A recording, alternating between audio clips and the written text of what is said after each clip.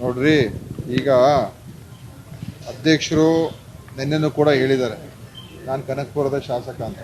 ಆಯ್ತಾ, ಅವ್ರು ಹೇಳಿರುವಂಥದ್ದು ನಾವು ಪಕ್ಷ ಏನೇ ಹೇಳಿದ್ರು ಕೂಡ ನಾವು ಮಾಡಕ್ಕೆ ರೆಡಿ ಇದ್ದೀವಿ ಅಂತ ಒಂದು ಕಡೆ ಅವತ್ತು ಹೇಳಿದ್ರು. ಮತ್ತು ಮುಂದೆ ಅಲ್ಲಿ ಏನಾಗಬೇಕು ಅದು ಎಲ್ಲ ತೀರ್ಮಾನ ಆಮೇಲೆ ಮಾಡ್ತಾರೆ.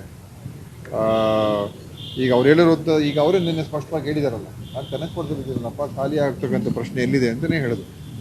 ಅಲ್ಲ ಸರ್, ಆರಂಭದಲ್ಲಿ ಅವ್ರು ಹೋರಾಟ ಮಾಡಿದಂಥದ್ದು ಎಲ್ಲವೂ ಕೂಡ ಚನ್ನಪಟ್ಟಣಕ್ಕೆ ಬರೋ ರೀತಿಯಲ್ಲೇ ಇತ್ತು ಕೂಡ ಹೇಳಿದ್ರು. ಇಲ್ಲ, ಅವರು ಆ ರೀತಿಯನ್ನು ಹೇಳಲಿಲ್ಲ. ಅವರು ಒಂದು ಎಲ್ಲರನ್ನೂ ಕೂಡ ಅಲ್ಲಿರೋ ನಮ್ಮ ಪಕ್ಷದ ಕಾರ್ಯಕರ್ತರಿಗೆ, ನಮ್ಮೆಲ್ಲ ಮುಖಂಡರುಗಳಿಗೆ ನಾವೆಲ್ಲ ಗಟ್ಟಿಯಾಗಿ ನಿಲ್ಲೋಣ, ಒಂದಾಗಿರೋಣ, ಇದನ್ನು ಎದುರಿಸೋಣ.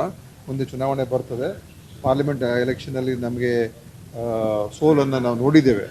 ಆದರೆ ಈ ಬರುವಂಥ ಅಸೆಂಬ್ಲಿಯಲ್ಲಿ ಮತ್ತೆ ಅದಕ್ಕೆ ನಾವೇನು ಬೇಜಾರು ಮಾಡ್ಕೊಳ್ದೇನೆ ಧೈರ್ಯವಾಗಿರೋಣ ಅಂತ ಒಂದು ರೀತಿ ಆ ರೀತಿ ಒಂದು ಹೇಳಿಕೆಯನ್ನು ಕೊಟ್ಟಿದ್ದಾರೆ. ಬೈ ಎಲೆಕ್ಷನ್ ಗೆಲ್ಲೋ ಅಭ್ಯರ್ಥಿನ ಹುಡುಕಾಟ ಮಾಡ್ತಿದೆ ಕಾಂಗ್ರೆಸ್ ಅಂತ. ಇಲ್ಲ, ಗೆಲ್ಲೋ ಅಭ್ಯರ್ಥಿ ಏನು, ಸೋಲು ಅಭ್ಯರ್ಥಿ ಹುಡುಕಾಟ ಅದೆಲ್ಲ ನೋಡಿ, ಇದೆಲ್ಲ ಪ್ರಕ್ರಿಯೆ ಇರ್ತದೆ. ಚಲುವರಾಯ ಸ್ವಾಮಿಯವರು ಅಲ್ಲಿಗೆ ಅಧ್ಯಕ್ಷರು ಮಾಡಿದ್ದೀವಿ. ಅದೇ ಥರ ಶಿಗ್ಗಾಂವ್ಗೆ ಇನ್ನೊಬ್ಬರು ನಮ್ಮ ಸಂತೋಷ್ ಲಾಡು ಮತ್ತು ಅವರೆಲ್ಲ ಅಲ್ಲಿದ್ದಾರೆ.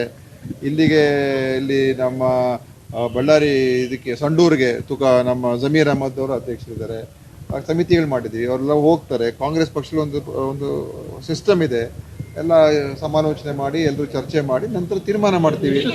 ಹುಡುಕಾಟ ಅಂತ ಹೇಳಿದ್ರೆ ನೋಡಿ, ಇವಾಗೆಲ್ಲ ನಾವು ಇರೋದು 3 ಬೈ ಎಲೆಕ್ಷನ್. ಒಂದು ಕಾಂಗ್ರೆಸ್ಗೆ, ಅದು ಸಂಡೂರು, ಇನ್ನೊಂದು BJP, ಇನ್ನೊಂದು JDS.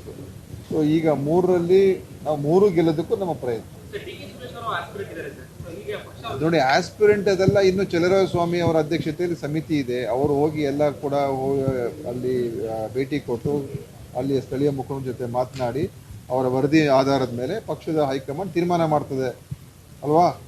ಅದು ನಮ್ಮ ಪಕ್ಷದಲ್ಲಿ ಒಂದು ಚುನಾವಣೆ ಸಮಿತಿ ಇದೆ, ಅವ್ರು ತೀರ್ಮಾನ ಮಾಡ್ತಾರೆ.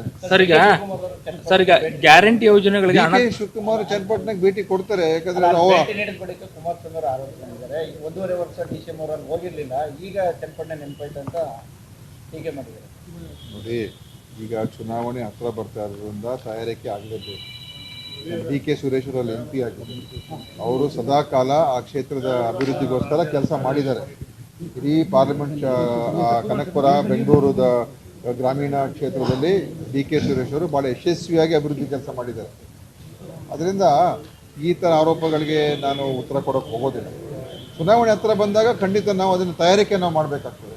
ಅದನ್ನು ಮಾಡ್ತೀವಿ ನಾವು.